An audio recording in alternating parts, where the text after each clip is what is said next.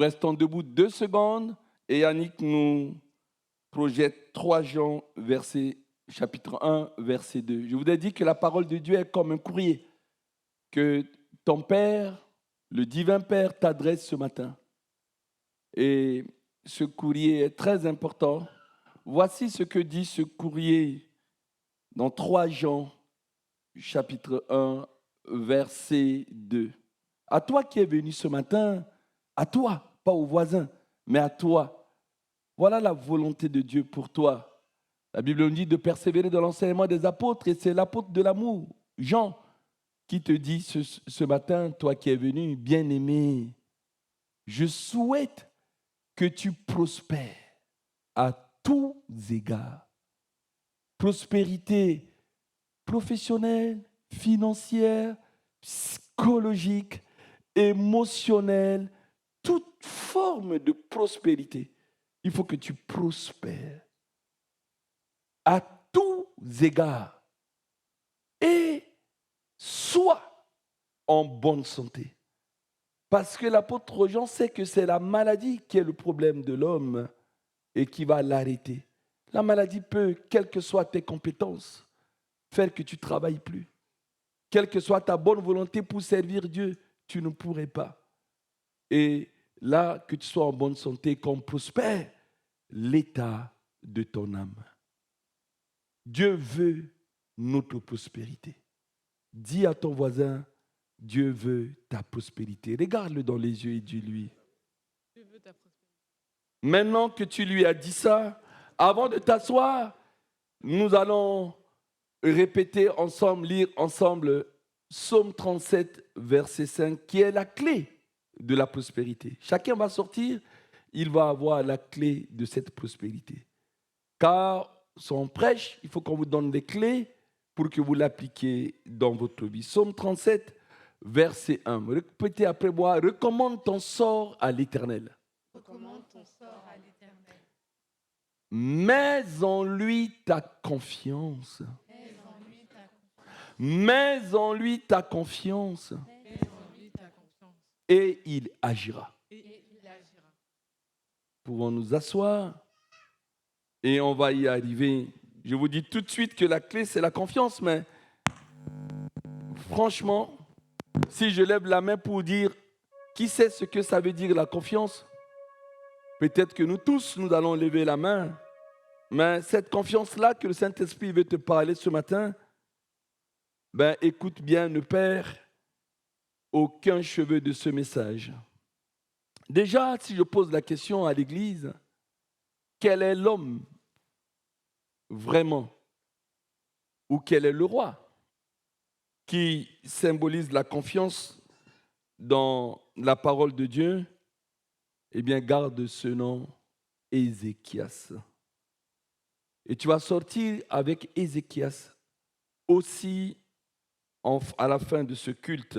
2 Rois, chapitre 18, versets 5 à 7.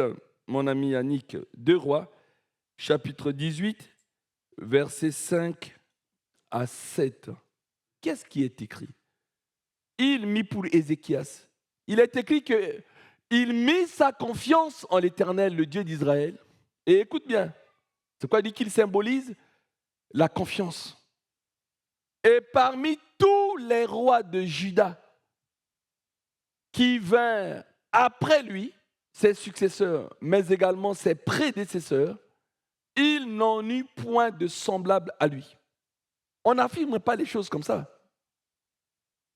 En matière de confiance, c'est Ézéchias. Ni ses successeurs, ni ses prédécesseurs, il n'y a pas de semblable, dit le texte, comme lui. Pourquoi une telle affirmation? Nous devons prendre exemple sur ces hommes. On continue.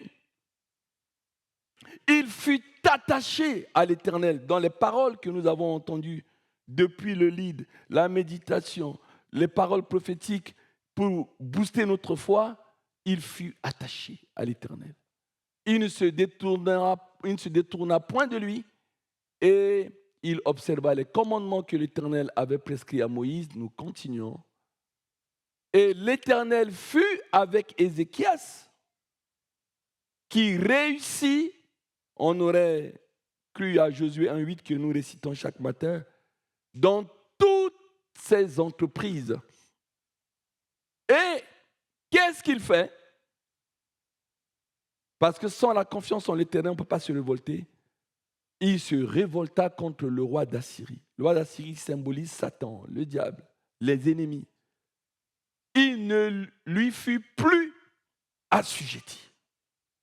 Je n'ai pas à retourner sur l'arrière-plan, parce qu'il y a toujours un arrière-plan qui nous permet de connaître le contexte, de contextualiser pour comprendre la Bible. Je n'ai pas le temps. Mais sache que le peuple d'Israël désobéissant se faisait battre par les Assyriens. À un moment donné, cet homme, il va mettre sa confiance en l'Éternel et il va dire stop, je ne serai plus, c'est marqué, plus assujetti à l'ennemi. Et ce matin, voici le message, il faut que tu sortes de ce culte en disant stop, je ne serai plus assujetti au roi d'Assyrie. Plus jamais. Nous sautons, nous allons au verset 13. Je vais faire comme le pasteur David, en 25 minutes vous dire l'essentiel. Et si vous voulez qu'on aille dans les détails, vendredi, rendez-vous. Comme vendredi dernier, on a eu 2 prédicateurs. Il y a une jeune fille qui est venue nous détailler la dépression. C'est quoi la déprime, le comportement, les caractéristiques de la dépression. On était étonnés de voir comment est-ce que les Élie, les Jonas, les Moïse ont été déprimés. On a même appris que Jésus était déprimé. Mais si tu ne viens pas, tu ne peux pas savoir cela. Tu te dis, ah bon? Et quand tu es déprimé, tu es isolé, tu es irritable, tu es énervé, tu insultes Dieu. Et on a appris comment est-ce que Jérémie, de Manche-Claude, non, on se blague, hein? Mais Jérémie, comment il a eu des hallucinations contre Dieu. On a lu de ces versets qu'on n'a jamais lus. Il a même dit, Dieu m'a cassé les dents, etc. et tout. Et après, on a vu la solution. Voici ce que je vais repasser sur mon cœur qui va me sortir de la déprime, etc. et tout. Et ensuite, on a chanté le chant de la dépression qui nous fait sortir de la dépression. Il me fait marcher sur les lieux élevés. L'Éternel est ma force. Ah bon? Mais c'est un chant pour la dépression, ça. Tu mets le bas. Mais si tu ne viens pas les vendredis, là, nous allons directement à l'essentiel. Il dit, c'est une pub. Il ne fut plus assujetti au roi d'Assyrie. Et le roi d'Assyrie dit, mais dis donc, il met sa confiance en l'Éternel. Eh bien, on va voir ce qui va se passer. Et au verset 13, il est écrit qu'à la 14e année du roi d'Ézéchias, le roi d'Assyrie s'est préparé. 14 ans. Il met sa confiance en l'Éternel, on verra ce qu'on va voir. À la 14e année, Sanchérib, roi d'Assyrie, monta, attaqua. Il attaque Juda. Et qu'est-ce qui se passe? Il monta contre toutes les villes. Hein. C'est-à-dire tous les départements, toutes les régions, toutes les villes, par exemple, de France, toutes les villes fortes de Juda et s'en empara. Et maintenant, il dit, je saute, il dit, maintenant que j'ai entouré toutes les villes, il veut maintenant humilier Ézéchias. Il dit, mais rends-toi maintenant. Imaginez-vous, c'est passé aussi hein, dans notre très cher pays de France. Quand? À la Deuxième Guerre mondiale, les Allemands nous ont encerclés, ils ont tout pris. Hein. Oni, Pierrelet, tout ça, c'est pris. Ils ont fait leur base là où il y a la mairie d'Oni, pour ce qui est dans le coin ici. Histoire. Hein? Voilà. Et puis, Pétain a dit, mais ils ont tout pris, je vais me rendre. Je leur laisse Paris et je me retire à Vichy. Aujourd'hui, il y a le débat sur le pétainisme. On est d'accord avec Pétain ou pas, mais la France était encerclée. Il dit, si je ne me rends pas, ils vont bombarder Paris et tout ça. C'est un débat hein, en France. Donc il dit, pour préserver, je me rends, je capitule et je retourne à Vichy.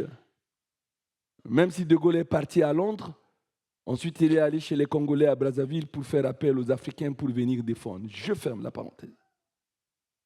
Mais Pétain était sur le terrain ici. Lui, il est parti en Angleterre pour chercher, mais sur le terrain, ce n'est pas facile. Et là, Sankérib dit, rends-toi maintenant. C'est bon de mettre ta confiance en l'Éternel. Maintenant, j'ai pris toutes les villes, rends-toi. Et immédiatement. Et le texte nous dit quelque chose, c'est que verset 18 cette fois-ci, verset 19 même, quelque chose va étonner le roi Sankérib. Il envoie son porte-parole qui s'appelle Rabskaké, qui vient dire, dites à Ézéchias votre roi, ainsi parle le grand roi. Déjà il y a le mépris, c'est un petit roi, c'est un grand roi qui parle, alors qu'il est aussi roi. Le roi d'Assyrie. Quelle est cette confiance sur laquelle tu t'appuies? Jeff, c'est le thème du message. Quelle est cette confiance sur laquelle tu t'appuies? C'est pourquoi je vous dis que la confiance, on sait. Tu as mal à la tête, le médecin te dit prends un Doliprane, tu mets la confiance dans cette ordonnance. Pourquoi? Parce que ton intelligence dit que c'est possible. Le Doliprane peut soigner le mal de tête. Mais cette confiance-là, Sankérib ne connaît pas. Rabskaké ne connaît pas. Quelle est cette confiance sur laquelle il s'appuie?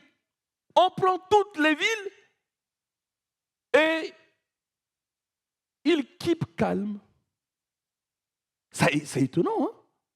Rends-toi, capitule. Il est calme. Mais quelle est cette confiance? Je ne la connais pas. Bien-aimé, à partir d'aujourd'hui, la confiance dont la Bible parle là, c'est où tu mets ta confiance en l'Éternel ou c'est la mort. Toutes sortes de confiance où la mort n'est pas en face, il s'agit d'une confiance entre guillemets normale, intellectuelle, scientifique, rationnelle, logique. Mais la confiance dont parle l'Éternel, c'est une confiance où tu mets ta confiance en l'Éternel ou sinon tu meurs tout de suite. On le verra, hein? Il y a des moments où l'ennemi dit, ou c'est ça, ou c'est ta vie. Clair.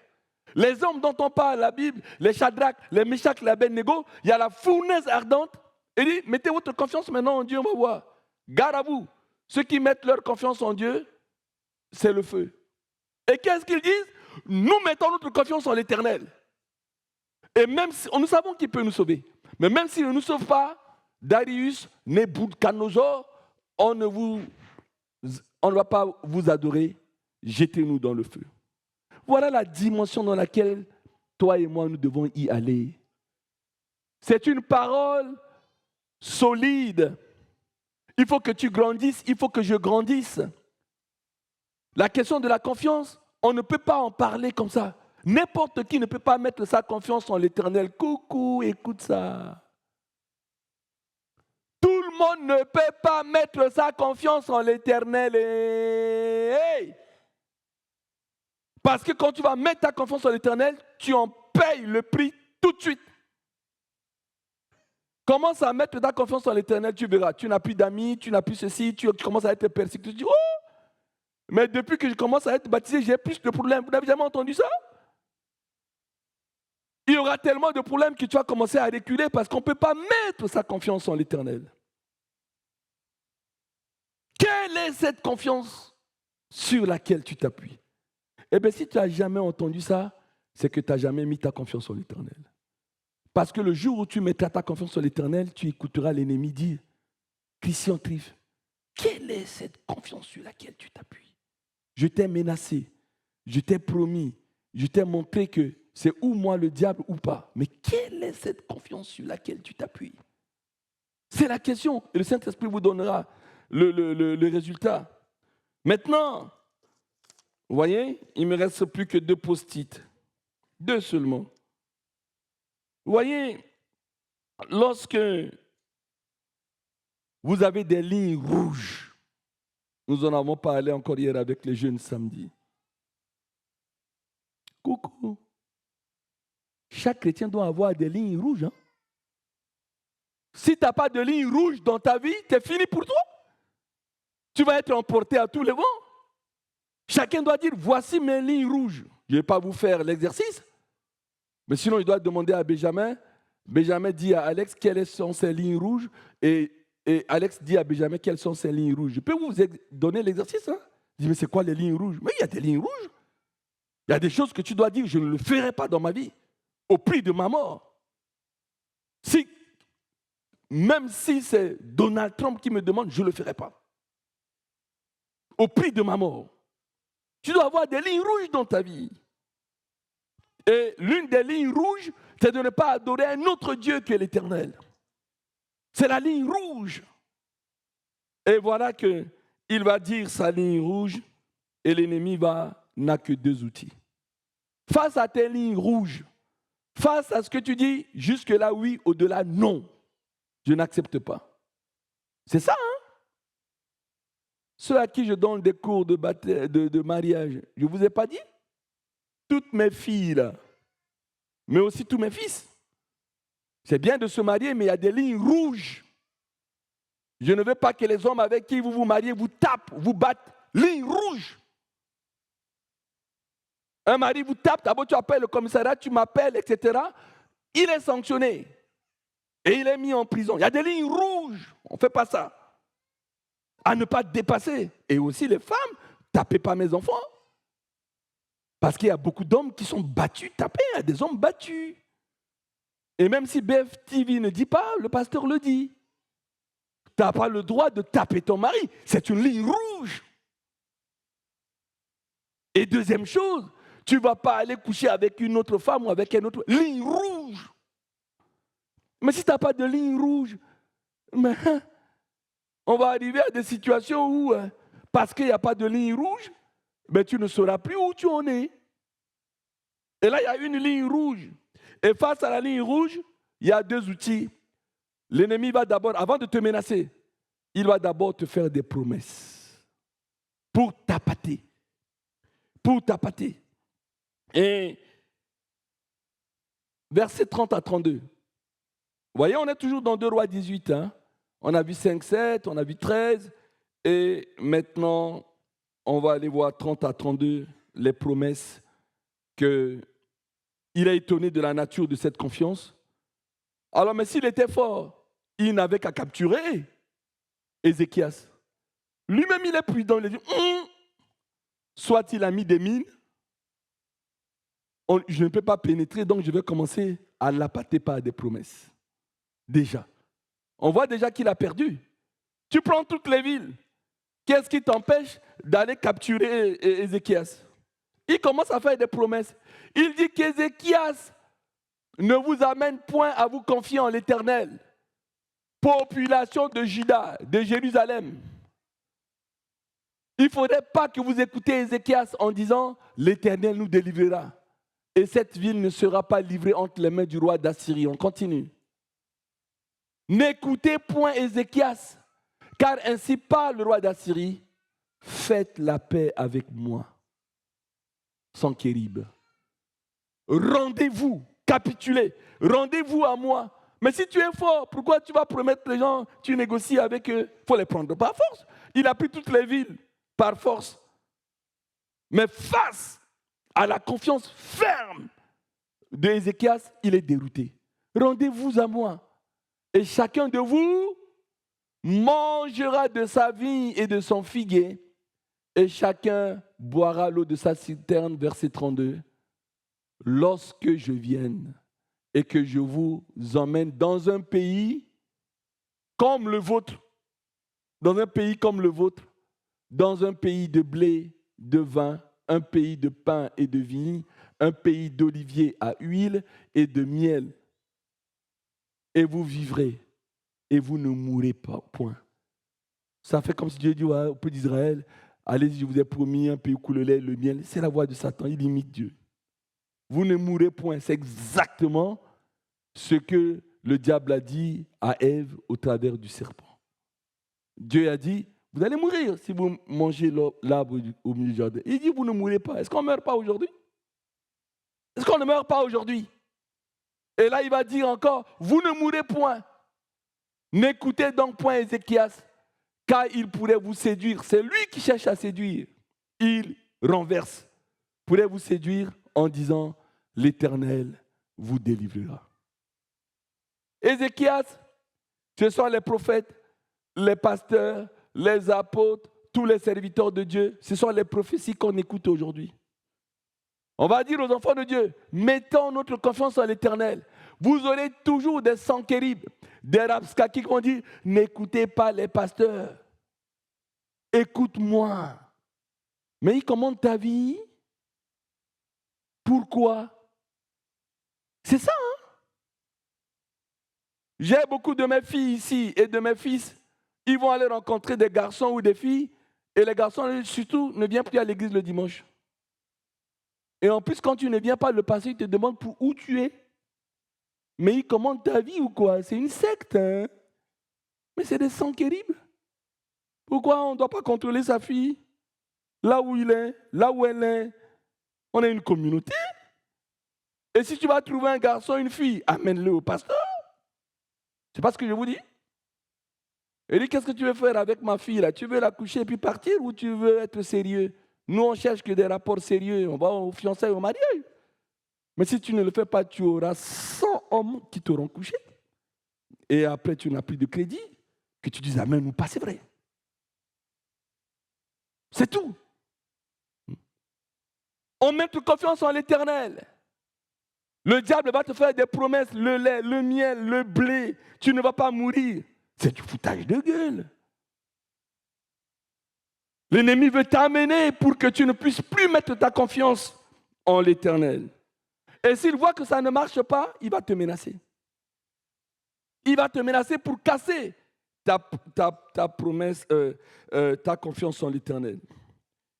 Daniel, chapitre 6, verset 7. Daniel 6, verset 7. Comment est-ce qu'il a vécu la menace? Je vous dis, c'est les promesses et la menace. 6, verset 7. Tous les chefs du royaume, les intendants, les satrapes, les conseillers et les gouverneurs sont d'avis qu'il soit publié un édit royal parce qu'ils savaient que Daniel était un homme de prière. Ils sont jaloux de lui. Ils voient que le roi va lui donner une promesse. Ils vont contourner.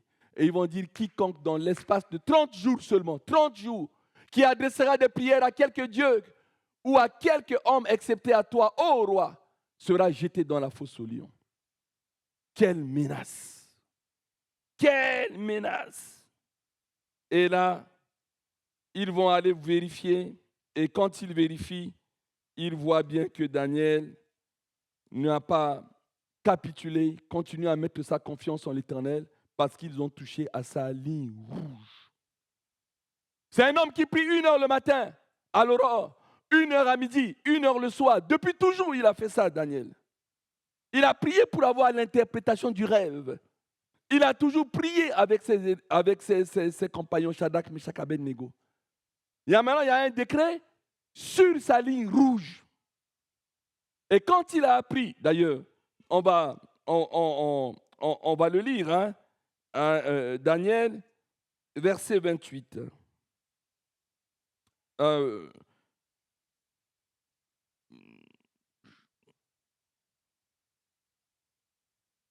On revient au verset 10 déjà. On a lu le 7, le verset 10 déjà. Face à cette menace, il va faire quelque chose. Daniel 6, 10. Lorsque Daniel sut que le décret était écrit, il se retira dans sa maison. Il va dire, je n'ai plus confiance en l'Éternel. Non. Face à la menace, il se retira dans sa maison où les fenêtres de la chambre supérieure étaient ouvertes dans la direction de Jérusalem. Et 3 fois le jour, il se mettait genuflexion, à genoux, il priait et retiens bien, et il louait la louange. Il louait son Dieu comme il le faisait auparavant. Bien-aimé, pourquoi je vous dis que cette confiance-là, moi le premier, je ne l'ai jamais expérimenté, tu ne l'as jamais expérimenté, puisqu'on est de même nature. Parce que tant que tu n'as pas une vie de prière et de louange, tu ne peux pas avoir confiance en Dieu. un décret est signé, on doit jeter quelqu'un dans la fosse au lion, c'est grave. C'est-à-dire que nous tous qui sommes réunis ce matin, on nous jette dans la fosse au lion. Hein? Parce que pendant 30 jours, personne ne doit adorer quelqu'un d'autre que Macron. Puisque Macron lui-même a dit oui, on a dissous l'Assemblée. C'est comme si on revenait à Jésus-Christ. On n'a rien compris de ce qu'il voulait dire. C'est-à-dire que Jésus-Christ, c'est pour le passé, quoi. On veut revenir à Jésus-Christ. Prions pour notre président, qu'il soit converti et que je le baptise par immersion. Parce qu'il y a un problème. Hein? Jésus-Christ n'est pas du passé, hein, monsieur le président. Il faut qu'il soit baptisé par immersion. Parce que là, il a prié. Si tu n'as pas de vie de prière, tu n'as pas de vie de louange, mais tu vas avoir peur de la fosse au lion. Et de nos jours, on n'a plus aucune excuse. Moi, je commence à travailler à 7h45. Il y a des idées qui me viennent, etc. Qu'est-ce que je fais? Je prends mon téléphone, je fais YouTube. Tiens, je mets par exemple Exo. J'ai la louange du groupe Exo qui m'a conduit dans ma jeunesse toute la journée. Et je travaille. Je suis dans la louange, je suis dans l'adoration. Écoutez les moments qu'on vient de passer là. On ne voulait pas que ça termine, hein, Rovi, avec ton équipe. Puis on est ému d'entendre, oh là, le retour de Claudie. Après l'accouchement, quand tu chantes, Yann pleure. Je ne sais pas si Évangéline est au courant, mais quand tu chantes, comment il te regarde, tu dis, Seigneur, bénis mon fils là. Il y a un problème. Hein? Claudie pour Yann, c'est ouf. Hein? Waouh! Hein? Bon. Mais mets la louange. Parce que les moments qu'on vit, qu'on chante, qu'on loue, ça ne doit pas s'arrêter.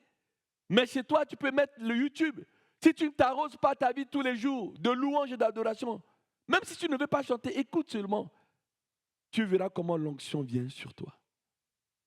La Bible dit, lorsque Saül avait des mauvais esprits et que David venait jouer de la musique, hein, du piano, de batterie, de ce qu'on veut, des flûtes, etc., le mauvais esprit quittait quittait Saül. Quand tu mets la louange, au lieu de brûler de l'encens, des bougies rouges bizarres, là, quand on vous dit à Barbès de le faire, là, hein? C'est-à-dire, mets juste la louange et tu es dans la présence de Dieu, mais mettez la louange toute la journée, vous allez voir. C'est simple, tout le monde a un téléphone, mettez YouTube, mettez le groupe que vous voulez. Vous allez écouter. Vous allez dire, ah, qu'est-ce que ça m'a fait du bien. S'il y a 20 chants dans la journée, c'est qu'il y a eu 20 prédications. Et alors votre confiance va aller. C'est pas ce qu'a fait Paul et Silas quand ils étaient dans la prison. Il y a beaucoup de livres sur la puissance de la louange. Ils priaient, ils louaient. Les chaînes se sont brisées dans la prison. Regardez les formes de prison dans lesquelles nous sommes. Vous avez compris. Résultat, Daniel 6, versets 19 à 28. Il prie, il loue, c'est que le décret. Ligne rouge. Moi, je continuerai à louer mon Dieu. Je continuerai à prier. On le prend maintenant, on le jette dans la fosse au lion. Le roi a compris qu'il s'est fait piéger. On lui a fait signer un décret scélérate, un décret où les jaloux se sont cachés parce qu'ils aimaient Daniel.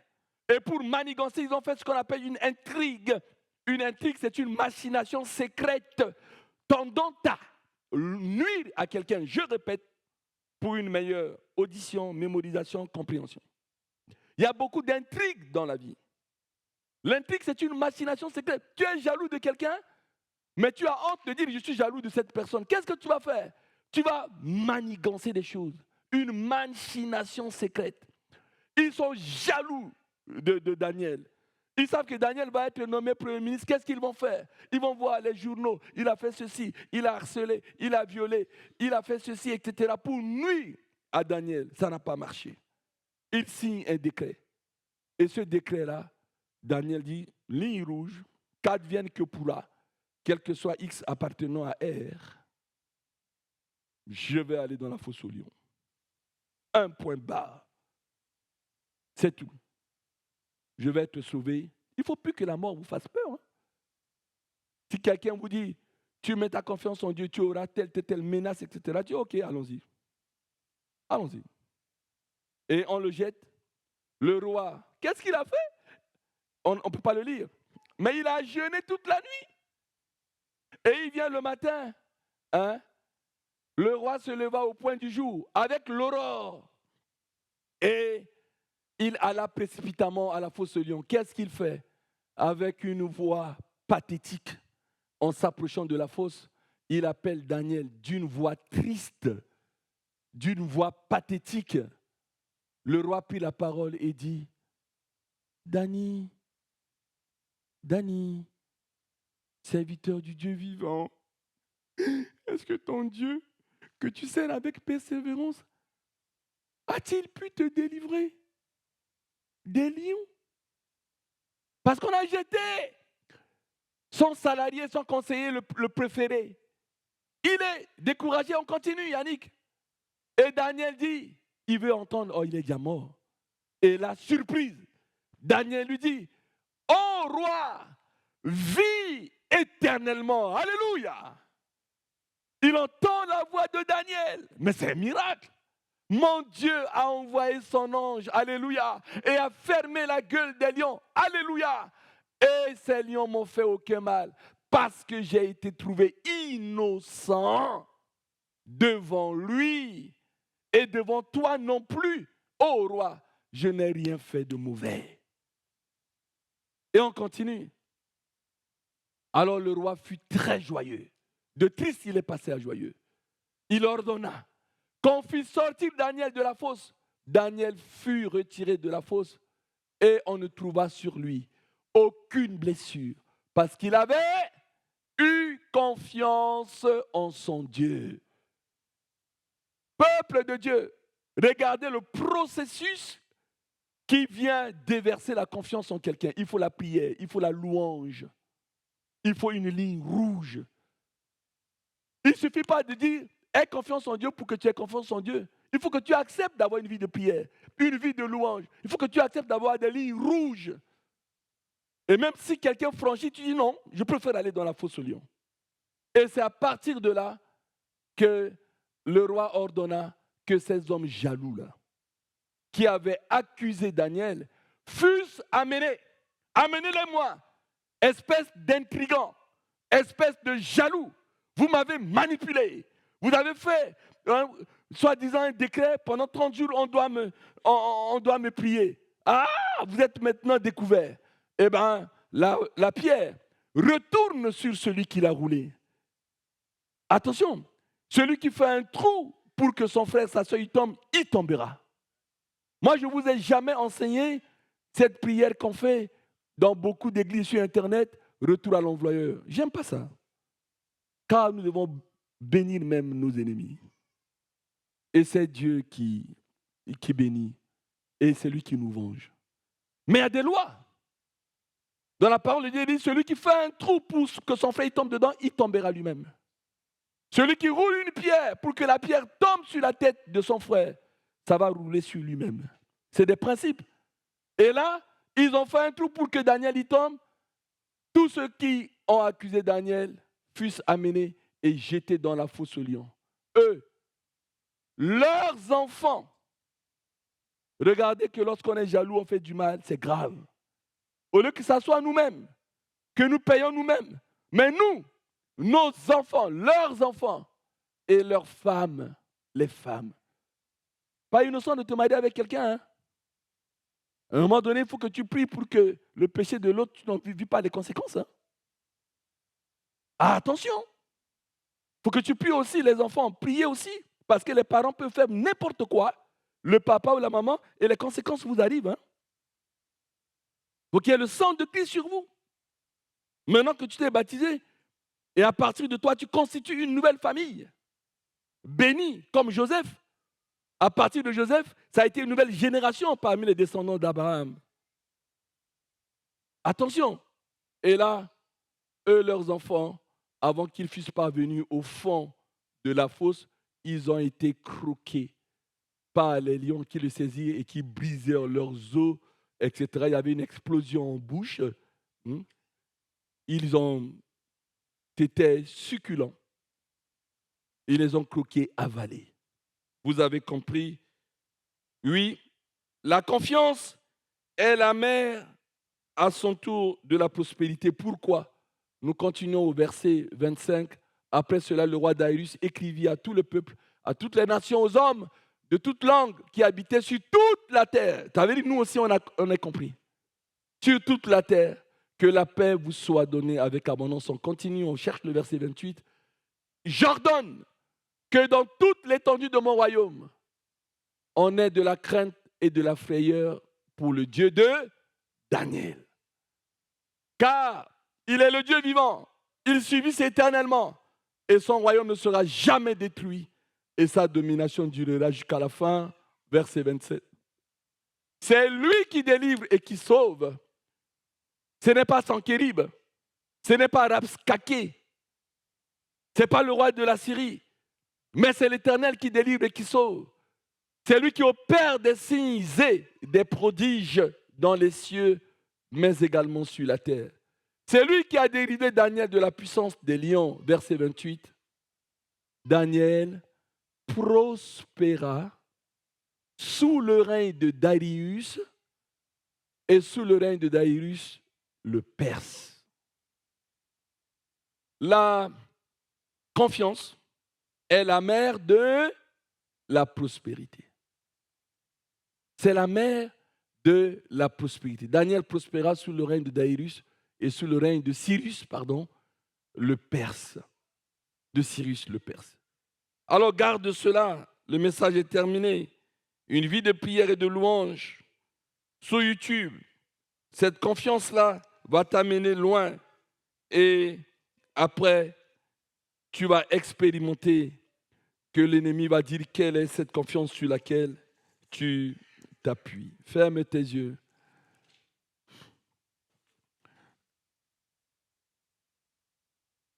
Je vais chanter un chant et tout en fermant les yeux, tu réalises que dans ta vie, parce que tu as été baptisé, tu es enfant de Dieu, il y aura des situations dans ta vie où quelqu'un te dit, si tu ne te confies pas en moi, je te donnerai plus d'argent, je te ferai ceci. C'est des menaces.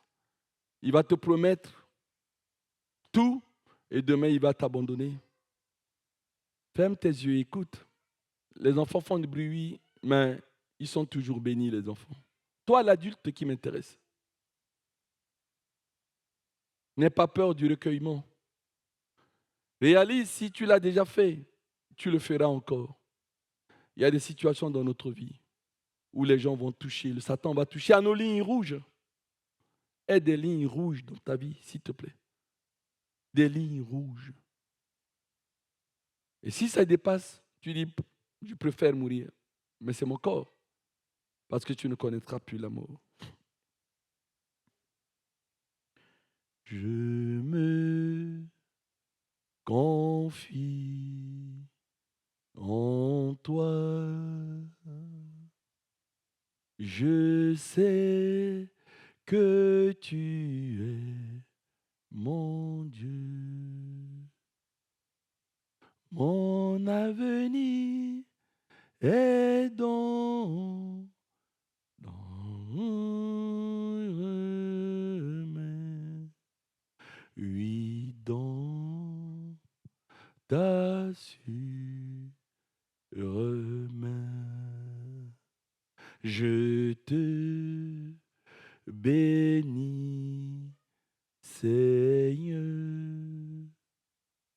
Tu es mon puissant Sauveur. Oui, ton amour pour moi durera toujours. Pour moi durera toujours.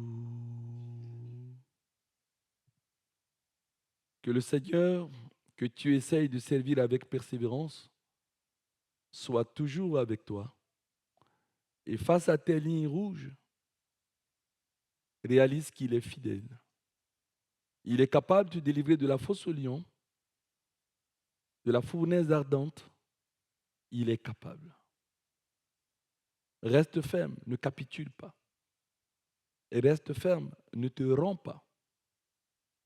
Mets ta confiance en l'Éternel et il agira. Recommande-lui ton sort. Mets en lui ta confiance. Cette confiance qui est toujours face à la mort. Fais confiance à Dieu. Et à toi qui es venu ce matin, Dieu te dit, fais-moi confiance. Je ne sais pas décevoir. Fais-moi confiance pour ta vie. La situation que tu traverses, ça a été longuement dit par notre sœur Esther, qui a fait la synthèse de tout ce qui a été dit prophétiquement ce matin.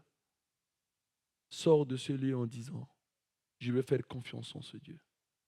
Comme Ézéchias, il mit sa confiance en l'Éternel et il réussit dans tout ce qu'il a entrepris. Qu'il soit un exemple pour nous en ce matin. Dans le nom de Jésus. Amen. Alléluia.